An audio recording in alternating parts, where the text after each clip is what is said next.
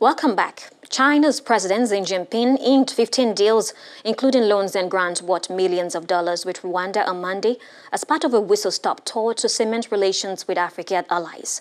As part of his first overseas trip since being re-elected in March, Xi last week visited Senegal to conclude a raft of trade accords. He was also in South Africa for a summit of the BRICS emerging economies.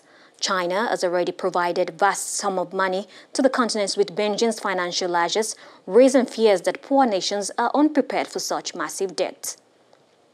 Narcissus Ndumbe and Ignatius Ano. The Chinese president's visit to Rwanda saw the signing of 15 economic partnership agreements. Among the deals include loans for road construction, hospital renovation and the development of Rwanda's new Bugesera airport. But the value of these projects were not disclosed. China applauds Africa's pursuit of strength through unity and coordination that will lead to homegrown and sustainable development. China would like to dovetail its development with that of Africa for win-win cooperation and common development. I want to thank you once again, and especially happy to witness the signing ceremony and the commitment on many bilateral agreements witnessed between China and Rwanda.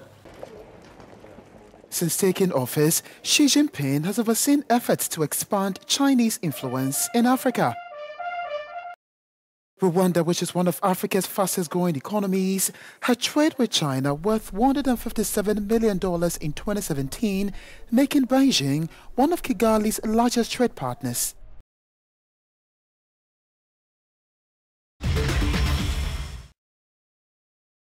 In a country where farming communities have been gutted by an exodus of young people for big cities to carve out a living, Okocha cut his teeth in his family's shipping and logistic business, then decided to forge his own path.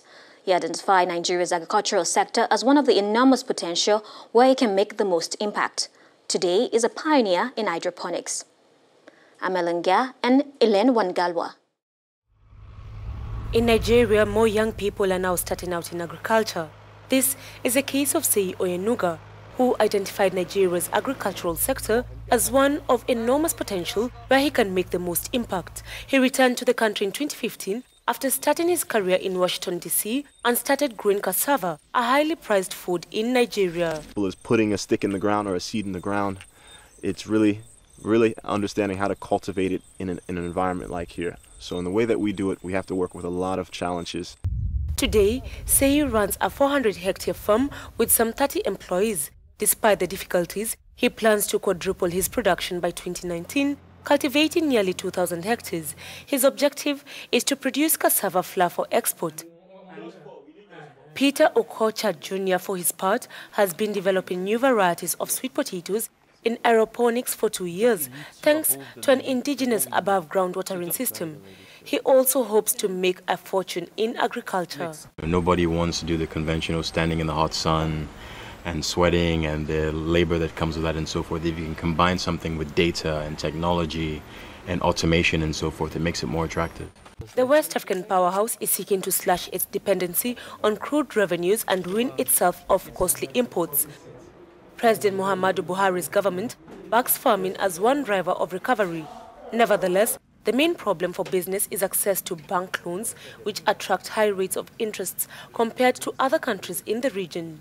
Also, access for agricultural products to megacities remains one of the difficulties faced by farmers and producers. As a result, the country suffers losses amounting to hundreds of billions of dollars annually.